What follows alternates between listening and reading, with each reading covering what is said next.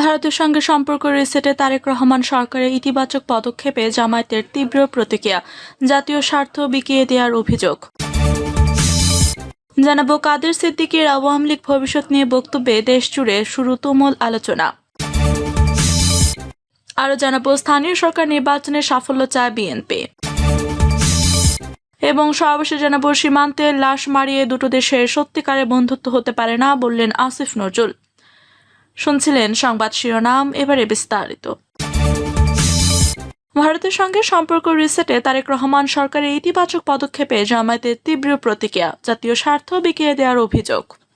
প্রধানমন্ত্রী তারেক রহমানের নেতৃত্বাধীন সরকার ভারতের সঙ্গে সম্পর্ক রিসেট করতে যে ঝড়ো গতিতে এগোচ্ছে তাতে জামায়াত ইসলামী সহ বিরোধী শক্তি সরাসরি যুদ্ধ ঘোষণা করছে।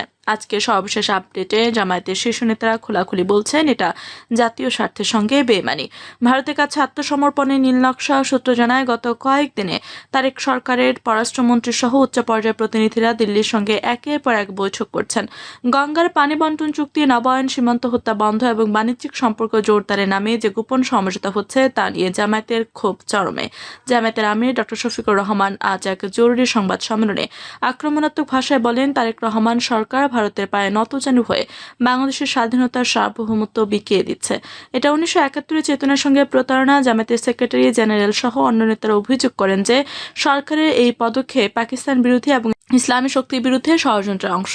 তারা দাবি করেন তারেক রহমান লন্ডন থেকে ভারতের সঙ্গে 3টি গোপন চুক্তি করে এসেছেন, যার ফলে বাংলাদেশের সীমান্ত ভারতীয় আধিপত্য আরও বাড়বে।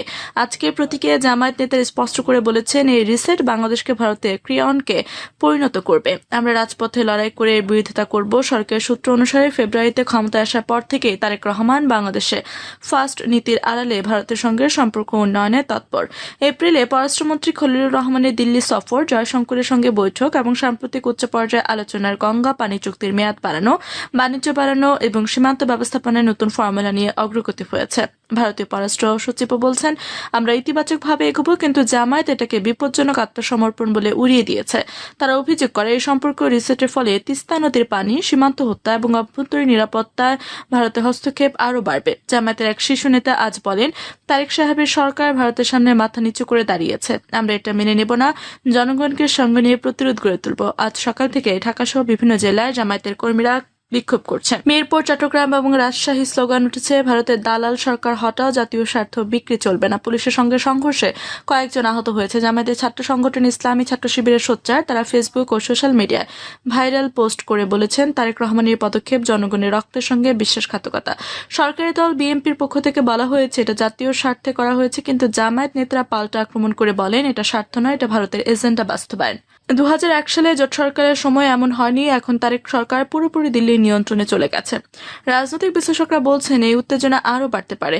জামায়াতের সংসদে শক্তিশালী অবস্থান তাদের বিরোধিতাকে আরও জোরালো করেছে। একজন বিশ্লেষক বলেন, তারেক সরকার যদি ভারতের সঙ্গে খুব দ্রুত এগোয় তাহলে অভ্যন্তরীণ রাজনৈতিক অস্থিরতা বাড়বে। জামায়াত এটাকে ইস্যু বানিয়ে জনমত করার চেষ্টা করছে। এদিকে সীমান্ত এলাকায় উত্তেজনা ছড়িয়ে পড়ছে। স্থানীয়রা আশঙ্কা করছেন সম্পর্কেও রিসেটের নামে সীমান্ত হত্যা বন্ধ না হয়ে উল্টো নতুন করে সমস্যা দেখা দিতে পারে।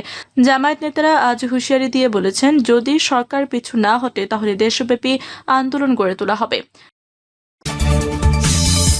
কাদের সিদ্দিকীর আওয়ামী লীগ ভবিষ্যৎ নিয়ে বক্তব্য, দেশ জুড়ে শুরু তুমুল আলোচনা। বঙ্গবীর কাদের সিদ্দিকীর আল্লাহকে হাজির নাজির করে তিনি ঘোষণা করেছেন, আগামী কয়েকদিন বা কয়েক মাসের মধ্যে আওয়ামী লীগ তার পজিশনে ফিরে আসবে। এই আগুনে বক্তব্যের পর থেকে রাজধানী থেকে গ্রাম পর্যন্ত সর্বত্র চলছে তীব্র আলোচনা, বিতর্ক আর রাজনৈতিক গুঞ্জন। অনেকে এটাকে আসন্ন ঝড়ের সংকেত বলে মনে করছেন। কাদের সিদ্দিকী বলেছেন, আওয়ামী লীগ বাংলাদেশের জন্ম দিয়েছে, তাই তারা অল্প সময়ে আবার মাঠে ফিরবে। তিনি স্পষ্ট সতর্ক করে দিয়েছেন, যারা এখন ক্ষমতায় আছে তারা যেন অতীতের ভুল না করে।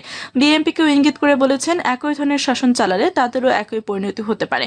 বর্তমান রাজনৈতিক পরিস্থিতিতে আওয়ামী লীগ নিষিদ্ধ, অনেক নেতা নির্বাচনে বাধ্য গোপনে। ফেব্রুয়ারি নির্বাচনের পর দলটির ভবিষ্যৎ নিয়ে সবাই ধরে নিয়েছিলেন এবার শেষ, কিন্তু কৃষক শ্রমিক জনতা লীগের প্রতিষ্ঠাতা কাদের সিদ্দিকী আজ সেই ধারণায় পানি ঢেলে দিয়েছেন। তিনি বলেন, মুক্তিযুদ্ধের চেতনা দেশের সংকট মোকাবেলায় আওয়ামী লীগ ছাড়া কোনো বিকল্প নেই। তার এই কথায় আওয়ামী পন্থীদের মধ্যে নতুন করে আশার সঞ্চার হয়েছে।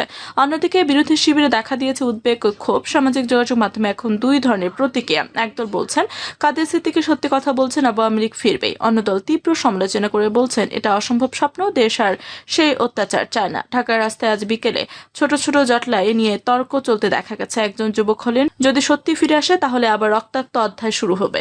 আজকে আওয়ামী সমর্থক উত্তেজিত হয়ে বলেন বঙ্গবন্ধুর দল কখনো মরে না। কাদের সিদ্দিকীর বক্তব্যের পর বিএনপি নেতারা এখন চুপচাপ। কয়েকজন নেতা নাম প্রকাশ না করে বলেছেন এই ধরনের বক্তব্য দেশের স্থিতিশীলতা নষ্ট করছে। জামায়াতের একাধিক সূত্র জানিয়েছে তারা এটাকে রাজনৈতিক ষড়যন্ত্র হিসেবে দেখছে। অন্তর্বর্তী সরকারের সময় আওয়ামী লীগের বিরুদ্ধে যেসব অভিযোগ উঠেছে তার মাঝে এমন আশাবাদী বক্তব্য সরাসরি চ্যালেঞ্জ বলে মনে করা হচ্ছে। রাজনৈতিক বিশ্লেষকরা বলছেন কাদের সিদ্দিকী মুক্তিযোদ্ধা হিসেবে তার জনপ্রিয়তা কাজে লাগিয়ে আওয়ামী লীগের পক্ষে একটা নতুন আন্দোলনের বীজ বপন করছেন। তিনি আজ আরো বলেছেন মানুষের কথা শুনতে হবে না, না শুনলে যে কোনো দলেরই একই পরিণতি। এই কথায় স্পষ্ট ইঙ্গিত রয়েছে যে বর্তমান ক্ষমতাসীনদের প্রতি তিনি অসন্তুষ্ট। চট্টগ্রাম, সিলেট, রাজশাহী সহ বিভিন্ন জেলায় আওয়ামী লীগের স্থানীয় নেতাকর্মীরা আজ গোপনে গোপনে সভা করছেন বলে খবর পাওয়া গেছে।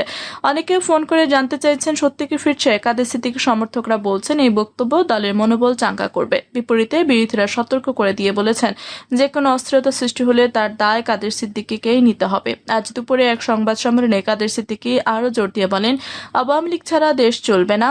তিনি মুক্তিযুদ্ধের চেতনার কথা তুলে ধরে বলেন যারা এখন ক্ষমতায় তারা যেন সেই চেতনা ভুলে না যান। তার এই আক্রমণাত্মক সুর দেশের রাজনীতিতে নতুন মেরুকরণ তৈরি করছে। রাজনৈতিক মহলের ধারণা কাদের সিদ্দিকীর এই বক্তব্য আওয়ামী লীগ নেতাদের নতুন করে সংগঠিত হওয়ার সুযোগ করে দিচ্ছে। যদিও দল নিষিদ্ধ তবুও ভূগর্ভস্থ তৎপরতা বাড়তে পারে। অনেকে আশঙ্কা করছেন এতে রাজপথের সংঘাত বাড়বে। সরকারি সূত্রগুলো বলছে তারা পরিস্থিতি নিবিড়ভাবে পর্যবেক্ষণ করছে। স্থানীয় সরকার নির্বাচনে সাফল্য চায় বিএনপি। স্থানীয় সরকার নির্বাচনে সাফল্য পেতে চায় বিএনপি। সেজন্য দল শক্তিশালী করার উদ্যোগ নেওয়ার পাশাপাশি তৃণমূল পর্যন্ত নেতাকর্মীদের স্থানীয় সরকার নির্বাচনের প্রস্তুতি নিতে কেন্দ্র থেকে নির্দেশ দেওয়া হয়েছে। বিএনপি সরকার গঠনের পর থেকে স্থানীয় সরকারের সিটি কর্পোরেশন, জেলা পরিষদ, উপজেলা পরিষদ, পৌরসভা ও ইউনিয়ন পরিষদের নির্বাচনী আলোচনা শুরু হয়েছে। জাতীয় নাগরিক পার্টি কিছু জায়গায় দলীয় প্রার্থীও ঘোষণা করেছে। চলতি বছরের স্থানীয় সরকার নির্বাচন শুরুর আভাস পাওয়া গেছে। নির্বাচন কমিশনেরও স্থানীয় নির্বাচন অনুষ্ঠানের প্রস্তুতি রয়েছে। সরকারের কাছ থেকে সিদ্ধান্ত পেলে ইসি তফসিল ঘোষণা করবে বলে জানা গেছে। স্থানীয় সরকার নির্বাচন অনুষ্ঠানের সুনির্দিষ্ট দিনক্ষণের ঘোষণা পাওয়া না গেলেও চলতি বছরের শেষের দিকে হওয়ার সম্ভাবনা রয়েছে। স্থানীয় সরকার নির্বাচনকে বিএনপি পরীক্ষা হিসেবে সংসদ নির্বাচনের মতো বড় সাফল্য পেতে চায়। বড় সাফল্যের জন্য আগেভাগে স্থানীয় সরকার নির্বাচনের প্রস্তুতি নিতে কেন্দ্র থেকে তৃণমূলে এরই মধ্যে নির্দেশ গেছে। নির্দেশ মতো দলের তৃণমূলের নেতাকর্মীরা সরব রয়েছেন। বিএনপির সম্ভাব্য প্রার্থীরা অনানুষ্ঠানিক গণসংযোগ শুরু করেছে। নিজ এলাকায় বিভিন্ন উপলক্ষ ঘিরে পোস্টার, ফেস্টুন, ব্যানার টানাচ্ছেন। বিভিন্ন সামাজিক ও রাজনৈতিক কর্মসূচিতে অংশ নিচ্ছেন। স্থানীয় নির্বাচন নিয়ে দলের প্রস্তুতি প্রসঙ্গে বিএনপির সিনিয়র যুগ্ম মহাসচিব ও প্রধানমন্ত্রী উপদেষ্টা রুহুল কবির রিজভী বলেন নির্বাচনের দিনক্ষণ ঘোষণার পর পূর্ণ শক্তি নিয়ে নেতাকর্মীরা ভোটের মাঠে নামবেন। সরকারের অর্জনগুলো জনমনে ইতিবাচক ধারণা তৈরি করেছে দাবি করে নির্বাচনে দলীয় নেতাদের জয়ের ব্যাপারেও আশাবাদ জানান তিনি। বিএনপি নীতি নির্ধারকরা মনে করছেন স্থানীয় পর্যায়ে শক্ত অবস্থান নিশ্চিত করতে না পারলে জাতীয় পর্যায়ে জনপ্রিয়তা কমতে পারে। এ কারণে আসন্ন স্থানীয় সরকার নির্বাচন দল ও সরকারের জন্য অত্যন্ত গুরুত্বপূর্ণ। বিএনপি বরিশাল বিভাগীয় সাংগঠনিক সম্পাদক বিলকিস জাহান শিরিন বলেন নির্বাচনের প্রতিপক্ষ থাকবে, প্রতিদ্বন্দ্বিতা থাকবেই। প্রতিপক্ষকে সমীহ করেই আমরা কাজ করতে চাই, কারণ তৃণমূলের ভোট দলীয় প্রতীক নেই। তবে আমরা বিশ্বাস করি জনগণ আমাদের সঙ্গে থাকবে। সীমান্তে লাশ মারিয়ে দুটো দেশে সত্যিকারের বন্ধুত্ব হতে পারে না বললেন আসিফ নজরুল। লালমনিরহাটের আমঝোল সীমান্তে ভারতীয় সীমান্তরক্ষী বাহিনীর গুলিতে বাংলাদেশি নিহত হওয়ার ঘটনায় তীব্র প্রতিক্রিয়া জানিয়েছে ঢাকা বিশ্ববিদ্যালয়ের আইন বিভাগের অধ্যাপক এবং সাবেক অন্তর্বর্তী সরকারের আইন উপদেষ্টা ডক্টর আসিফ নজরুল। এসব হত্যাকাণ্ডের প্রতিবাদ জানিয়ে তিনি বলেন সীমান্তে লাশের উপর দিয়ে দুটো দেশের মধ্যে সত্যিকারের বন্ধুত্ব গড়ে উঠতে পারে না। একই সঙ্গে হত্যাযোগ্য বন্ধে কার্যকর ব্যবস্থা নিতে বিএনপি সরকারের প্রতি আহ্বান জানিয়েছেন তিনি। ডক্টর আসিফ নজরুল ফেসবুকে লেখেন গত 13 মে লালমনিরহাটের আমঝোল সীমান্তে বিএসএফ এর গুলিতে খাদিমুল ইসলাম নিহত হন। তিনি আরও উল্লেখ করেন নির্বাচনের মধ্য দিয়ে বিএনপি সরকার ক্ষমতায় আসার পরেও সীমান্তে এ ধরনের হত্যাকাণ্ড একাধিকবার ঘটেছে। সীমান্ত হত্যার ধরন নিয়ে প্রশ্ন তুলে এই আইন বিশেষজ্ঞ বলেন কেউ সত্যি অবৈধভাবে সীমান্ত পার হতে চাইলে তাকে গ্রেফতার করা সম্ভব। এমনকি ফাঁকা গুলি করে ভয় দেখিয়েও থামানো যায়, কিন্তু বাস্তবে গ্রেফতারের কোনো ঘটনা নেই, ফাঁকা গুলিও নেই, আহত হওয়ার খবর নেই, কেবল সরাসরি গুলিতে বাংলাদেশের মানুষ নিহত হচ্ছেন।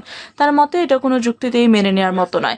ডক্টর আসিফ নজরুল জানান, এই ইস্যুতে তিনি আগেও সরব ছিলেন। অন্তর্বর্তী সরকারের দায়িত্ব পালনের সময়ও সীমান্ত হত্যাকাণ্ডের বিরুদ্ধে শক্ত প্রতিবাদ জানানো হতো, কৈফিয়ত তলব করা হতো এবং সীমান্তে কঠোর অবস্থান বজায় রাখা হতো বলে তিনি উল্লেখ করেন। বর্তমান সরকারের উদ্দেশ্যে তিনি বলেন, বিএনপি সরকারকে হত্যাযজ্ঞ বন্ধ করার ব্যবস্থা নিতে হবে। সীমান্তে লাশ মারিয়ে দুটো দেশে সত্যিকারের বন্ধুত্ব হতে পারে না। প্রিয় দর্শক, এই ছিল এখনকার মতো সর্বশেষ সংবাদ। আপনি সব সংবাদ পেতে চ্যানেলটি সাবস্ক্রাইব করে পাশে থাকা বেল বাটনটি ক্লিক করে রাখুন। ধন্যবাদ সবাইকে এতক্ষণ সাথে থাকার জন্য।